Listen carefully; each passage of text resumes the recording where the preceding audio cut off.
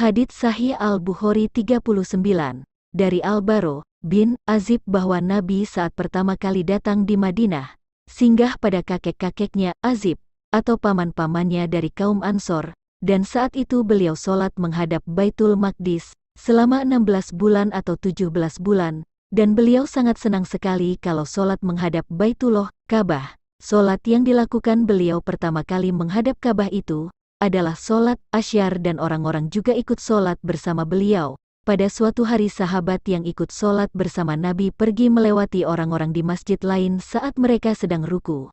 Maka dia berkata, "Aku bersaksi kepada Allah bahwa aku ikut sholat bersama Rasulullah menghadap Makkah." Maka orang-orang yang sedang ruku tersebut berputar menghadap Baitullah, dan orang-orang Yahudi dan Ahlul Kitab menjadi heran, sebab sebelumnya Nabi sholat menghadap Baitul Maqdis. Ketika melihat Nabi menghadapkan wajahnya ke Baitullah, mereka mengingkari hal ini.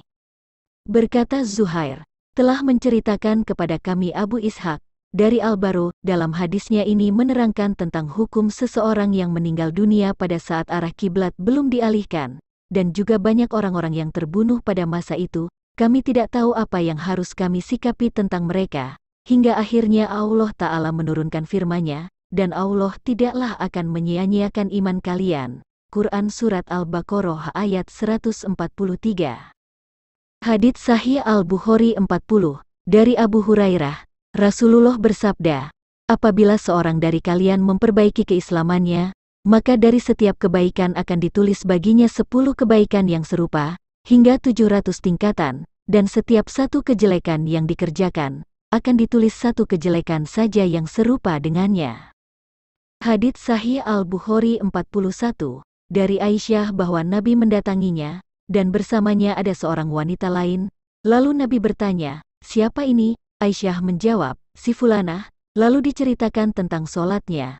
Maka Nabi bersabda, tinggalkanlah apa yang tidak kalian sanggupi. Demi Allah, Allah tidak akan bosan hingga kalian sendiri yang menjadi bosan, dan agama yang paling dicintainya adalah apa yang senantiasa dikerjakan secara rutin dan kontinu.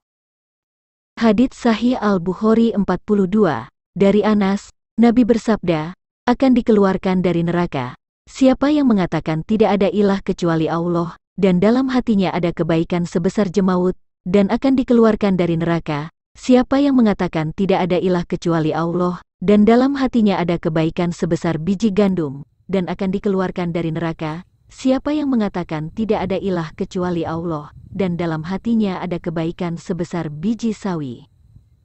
Hadits Sahih Al-Bukhari 43, dari Umar bin Al-Khattab, ada seorang laki-laki Yahudi berkata, wahai Amirul Mukminin, ada satu ayat dalam kitab kalian yang kalian baca.